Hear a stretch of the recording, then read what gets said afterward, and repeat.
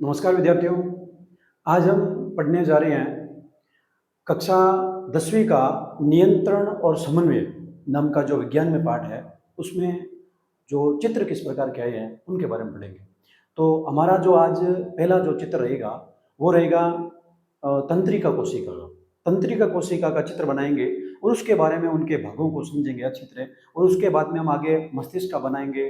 उसके बाद में मानव शरीर की जो ग्रंथियां हैं और उनसे स्रावित हार्मोन है उनके बारे में हम अध्ययन करेंगे। तो आज हमारा जो टॉपिक रहेगा विशेष तौर से तंत्रिका कोशिका का यानी न्यूरॉन का चित्र बनाना। तो हम शुरू करते हैं न्यूरॉन का चित्र बनाने के लिए। सर्वप्रथम आप देखना, आप देखें जिस प्रकार, मान लीजिए सर्वप्रथम आपको क्या करना है, ऐसी लाइन खींचनी है, ठीक है। यानी जो हम कोशिका इकाई बनाते हैं जिसको साइटोन कहते हैं, और उस कोशिका इकाई को किस प्रकार बनाना है आपको।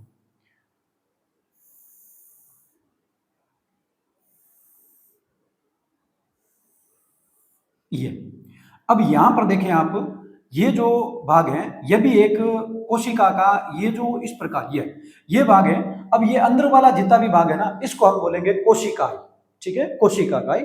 और इसका एक भाग जो यहां से, ये यहां से क्या होगा, ये लंबा हो जाएगा, इस प्रकार लंबा हो जाएगा, जो एक बेलनाकार एक नली के आकार का इस प्रकार लंबा हो जाएगा।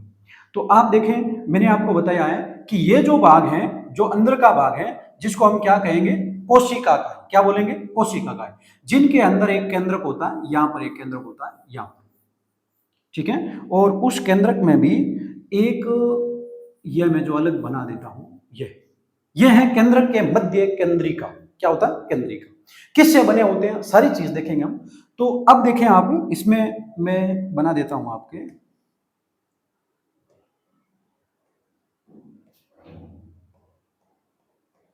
ये इस प्रकार के कण आपको दिखाई देंगे उसमें, तंत्रिका कोशिका में जो चित्र बनाएंगे आप उसमें।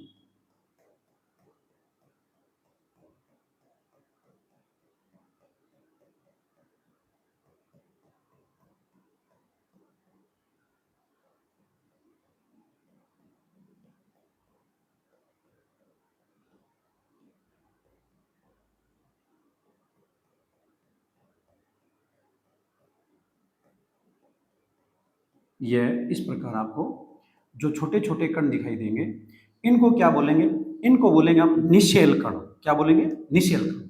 ये जो कण है आपको दिखाई दे रहे हैं, यह है निषेल कण। क्या चीज है, निषेल कण। और ये जो मैंने आपको बताया, ये जो अंदर का भाग है, ये अंदर वाला ये भाग है, यह है केंद्रिका। क्या चीज है, केंद्रिका।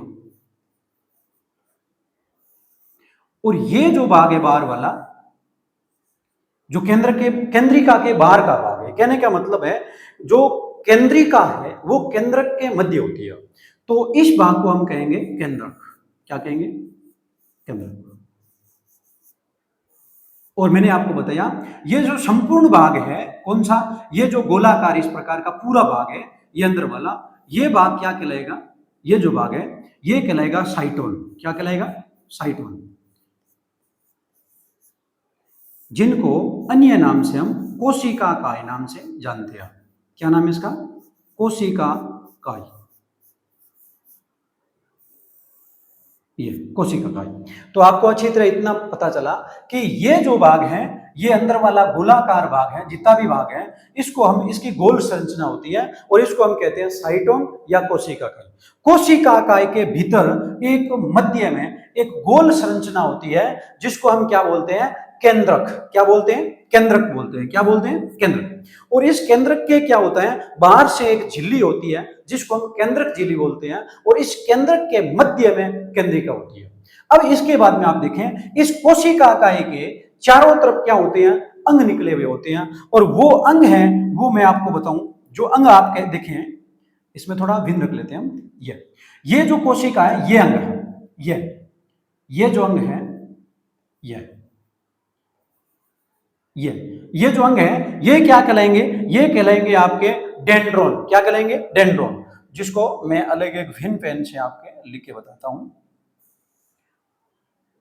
ये रखते हैं, हाँ? तो आप याद रखना, यही लिख लेते हैं, ये है डेंड्रोन। क्या है? डेंड्रोन। अब आपको अच्छी तरह पता चल गया, ये जो यहाँ कोशिका काय के बाहर की ओर कुछ उभरे हुए भाग होते हैं, वो अंग बोलेंगे हम उनको, वो कोशिका काय के क्या कहलाएंगे? डेंड्रोन कहलाएंगे। और फिर हम देखें इस डेंड्रोन से क्या होता है? इस डेंड्रोन से कुछ शाखाएं निकली हुई होती हैं। इस डेंड्रोन से क्या निकली हुई होती है? शाखाएं निकली हुई होती है। और इस शाखाओं को क्या बोलते हैं? डेंड्रोइड्स। क्या बोलते हैं? डेंड्रोइड्स। हम देखेंगे, अभी लिखेंगे, ये इस प्रकार की क्या होती है? शाखाएं निकली हुई होती है। ये इस प्रकार की शाखाएं निकली हुई होती है, और वो शाखाएं किस नाम से जानी जाती है? डेंड्रोइड्स नाम से जानी जाती है। ये तो इन शाखाओं को हम क्या नाम देंगे? डेंड्रोइड्स नाम देंगे। क्या देंगे? डेंड्रोइड्स। ये जो शाखाएं हैं, ये डेंड्रोइड्स नाम से जानी जाएगी।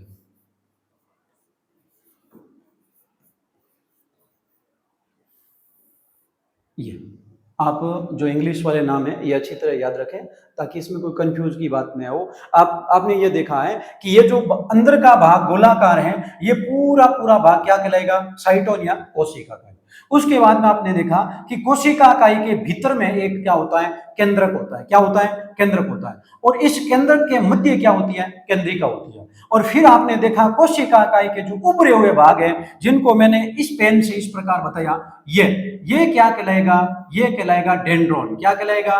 डेंड्रोन। और डेंड्रोन से जो प्रवर्ध निकलते हैं, वो क्या कहलाएंगे? डेंड्रोइड्स कहलाएंगे। क्या कहलाएंगे? डेंड्रोइड्स कहलाएंगे। ये इतनी तक बात हमने देखी। अब इसके बाद में ये जो कोशिका काय का एक जो भाग डेंड्रोन वाला, यानी कहने का मतलब एक डेंड्रोन है, वो क्या करता है? लंबा जो बढ़ जाता है। तो ये देखो, ये डेंड्रोन है। इसी प्रकार का ही क्या हुआ? ये डेंड्रोन था जो, मान लो हमने यहां पर इसको बंद करने की प्रयास किया, मान लो इस प्रकार था, लेकिन ये हुआ क्या? इस प्रकार क्या हुआ? लंबा बढ़ गया। अब ये जो भाग लंबा बढ़ा है डेंड्रोन का, कोशिका काय का, वे भाग जो डेंड्रोन यानी उस जो लंबा बढ़ा है, उसको हम क्या कहेंगे? एक्सोन। क्या कहेंगे? एक्सोन। तो ये जो भाग है ना, ये एक्सोन कहलाएगा। क्या कहलाएगा? एक्सोन। इसके मध्य में मैं नाम लिख देता हूं, एक्सोन, जिसको हम तंत्रिकाक्ष कहेंगे। क्या बोलेंगे? एक्सोन। ठीक है। अब देखें आप, एक्सोन के क्या होता है? बाहर से एक्सोन के यहां बाहर से इस प्रकार को संरचनाएं पाई जाती है। ये संरचनाएं वसा का जमाव। क्या है? वसा का जमाव है। यानी एक्सोन के क्या होता है? बाहर से इस प्रकार वसा का जमाव होता है। और ये वसा का जमाव भी एक लंबा, जो एक ऐसा निरंतर नहीं होकर के बीच बीच में से क्या होता है? संकुचित होता है। बीच बीच में से क्या होता है? संकुचित होता है। यानी ये जो बीच बीच में से संकुचित हुआ, और ये वसा का जो भाग है, ये बीच बीच में से संकुचित है ना, यहां पर भी एक हम नाम रखेंगे। और ये जो वसा का जमाव है, ये किस नाम से जाना जाएगा? तो आप देखें, वसा का जो जमा हुआ है, ये भाग कहलाएगा, ये भाग माइलिन शीथ। क्या कहलाएगा? Myelin sheath. याद रखना, ये वसा का जमाव वाला ये भाग है, ये कहलाएगा माइलिन शीथ। याद रखना, क्या कहलाएगा? Myelin sheath. और अब रही दूसरी बात, मैंने आपको बताया ये जो वसा का जमाव है, जिसको मैं थोड़ा चलो इसी भर देते हैं इसे, ये जो ये वसा का जमाव था, ये ठीक है, यहां वसा का जमाव है। ठीक है, ये वसा का जमाव। अब ये वसा का जमाव मैंने आपको बताया कि वसा का जमाव क्या चीज है? ये बीच बीच जो निरंतर नहीं होकर क्या बीच बीच में से संकुचित है। बीच बीच में क्या चीज है? संकुचित है। अब ये जो बीच बीच में से संकुचित है ना, इस भाग को क्या कहेंगे? तो देखो, ये बीच में से संकुचित है, ये भाग क्या कहलाएगा? जो दो माइलिन शीथ के मध्य का भाग है, दो माइलिन शीथ के मध्य का ये भाग है ना, ये कहलाएगा रेनवियर के नोड या रेनवियर की प्रवसंधि। रेनवियर के नोड, रेनवियर के नोड या प्रवसंधि। याद रखना, नोड की जगह आप प्रवसंधि भी लगा सकते हैं, नाम प्रवसंधि। तो इतना आपको समझ में आया कि किस प्रकार हमने देखा है कि जो तंत्रिका जो कोशिका है, इसका हम जो चित्र बनाते हैं, तो उसमें किस प्रकार के क्या क्या कौन कौन से भाग हैं। और ये जो बीच का भाग है, यहां से इस प्रकार, यहां से जो सूचना का प्रवाह होता है आगे की ओर। ठीक है, कहने का मतलब है, यदि हमारे कोई उद्दीपक है, उस उद्दीपक से जो सूचना ग्रहण कौन करते हैं? ये डेंड्रोइड्स करते हैं। और डेंड्रोइड्स क्या करते हैं? ये किसको देते हैं? ये जो इससे बाद में इस डेंड्रोन को देंगे। और डेंड्रोन से ये कोशिका इकाई से होती हुई कहां जाएगी? तंत्रिकाक्ष में। तंत्रिकाक्ष को हमने क्या नाम दिया? एक्सॉन नाम दिया। क्या नाम दिया? एक्सॉन। याद रखना ये जो नाम है, ये जो मैंने यहां पर लिखा, ये जो पाइप टाइप है ये क्या कहलाएगा? एक्सॉन। और जिसको हम दूसरे किस नाम से जानते हैं? तंत्रिकांक्ष। क्या नाम है? तंत्रिकांक्ष। अब क्या बात है, आप देखें कि किस प्रकार हमने देखा कि एक कोशिका इकाई का वे भाग जो यानी वे डेंड्रोन वो क्या हुआ? एक लंबा बढ़ गया। तो लंबा बढ़ेगा तो इसकी श्रृंखलाएं यानी प्रवर्त तो निकलेगा ना, तो प्रवर्त यहां से निकले। अब यहां से इसके क्या हुए? इस प्रकार मान लो प्रवर्त निकले। अब ये जो इस प्रकार के प्रवर्त निकले हैं ये क्या कहलाएंगे? अब ये किसके प्रवर्त निकले हैं? क्या कोशिका का या डेंड्रोन्स के निकले हैं क्या? देखो यहां पर ये कौन सा भाग था? ये कौन सा भाग था? ये था डेंड्रोन। और डेंड्रोन से जो प्रवर्त निकले वो क्या कहलाएंगे? डेंड्रोइड्स। उसी प्रकार एक्सोन से निकलेंगे वो क्या कहलाएंगे? तो आप कहेंगे एक्सोइंस। नहीं, आप बोलेंगे इसको एक्सोन टर्मिनल। क्या नाम है? Axon terminal. याद रखना ये जो है ये एक्सोन टर्मिनल है। क्या नाम है इसका? Axon terminal. ये एक्सोन टर्मिनल। अब इस एक्सोन टर्मिनल से आप आगे बढ़ेंगे तो आप देखेंगे कि इसमें क्या चीज होता है? ये जो इसका अंत भाग है यहां पर इस प्रकार जो बटन पाए जाते हैं। क्या पाए जाते हैं? बटन पाए जाते हैं। और जिनको हम बोलते हैं सिनेप्टिक बटन। क्या नाम है इनका? Synaptic button. ये जो है ना इसका नाम है सिनेप्टिक बटन। याद रखना इसका क्या नाम पड़ा? Synaptic button. हम देखेंगे सिनेप्टिक बटन। और सबसे ज्यादा जो माइटोकॉन्ड्रिया कहां पाई जाती है? इन सिनेप्टिक बटन में पाई जाती है। अब आपको अच्छी तरह पता है एक तंत्रिका कोशिका दूसरी तंत्रिका कोशिका से जुड़ती है। दूसरी तंत्रिका कोशिका से जुड़ती है तो मान लीजिए हम यही एक क्या करते हैं? एक दूसरी तंत्रिका कोशिका बनाते हैं। देखें किस प्रकार। मान लीजिए हमने एक यहां पर इस प्रकार छोटी सी एक तंत्रिका कोशिका बनाने का प्रयास किया। देखें इस प्रकार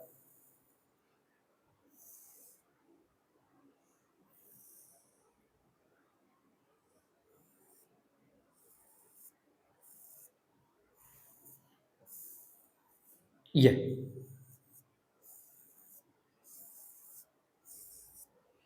और इस तंत्रिका कोशिका से हमने ये जो प्रवर्त निकाले इनके जो डेंड्रोइड्स के ये जो शाखाएं हैं प्रवर्त ये निकाले। ये क्या करते हैं? ये प्रवर्त हैं ये इस प्रकार ये जो प्रवर्त बढ़ते हैं ये प्रवर्त क्या करते हैं? अगली जो श्रृंखला है उनसे जुड़ते हैं। अब किस प्रकार जुड़ते हैं ये क्या कहलाएगा वो भी हमें देखना।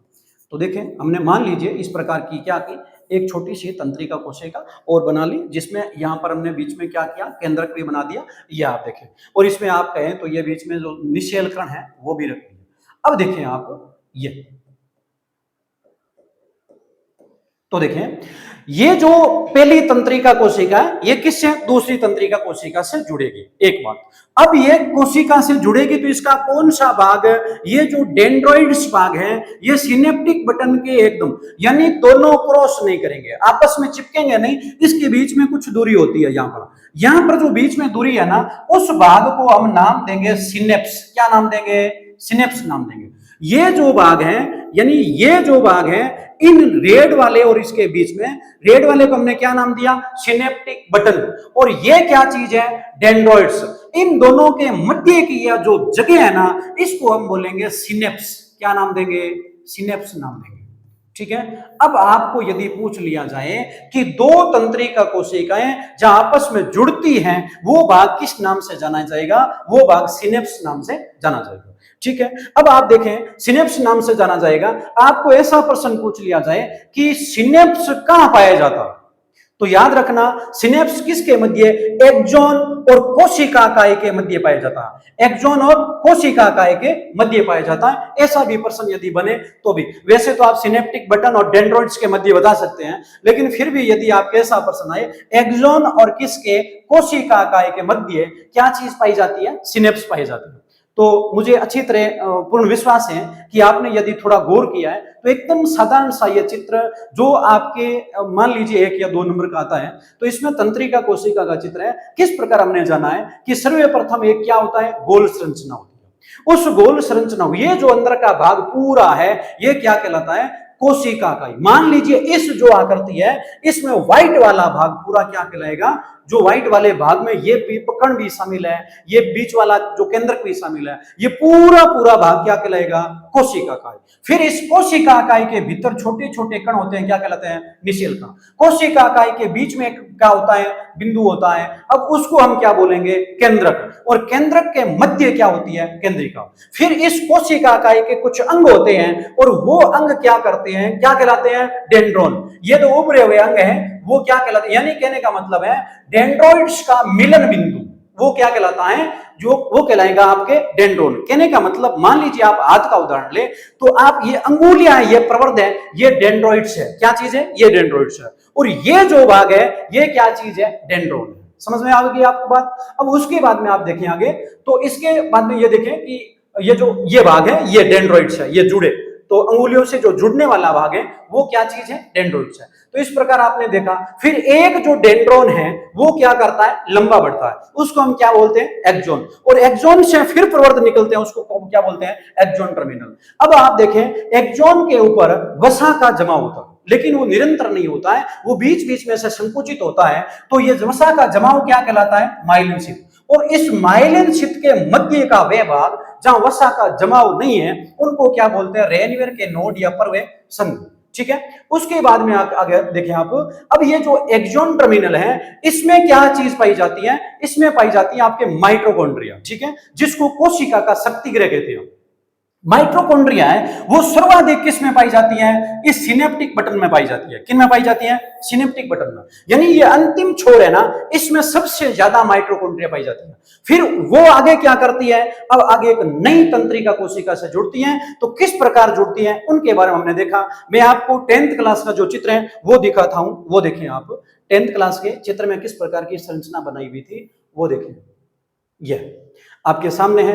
अब देखें आप, ये जो बीच का भाग क्या कहला रहा था? केंद्रक कहला रहा था। और ये जो पूरा पूरा भाग क्या कहला रहा है? कोशिका का है। इसमें छोटे छोटे ये कण जो मैंने अभी आपको बताई, ये कण ये क्या कहलाएंगे? निषेल। क्या कहलाएंगे? निषेल कण कहलाएंगे ये।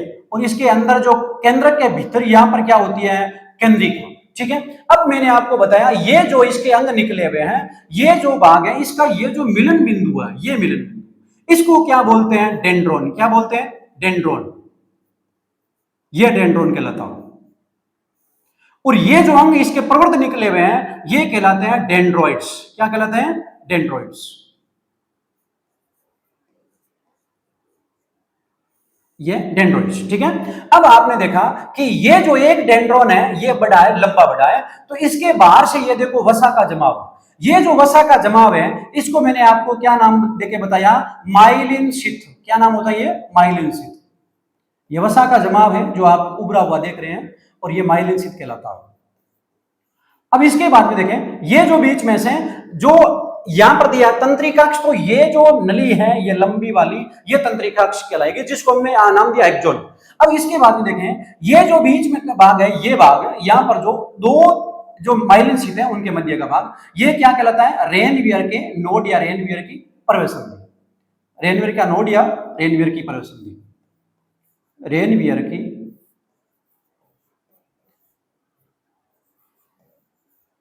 पर्वे संधि।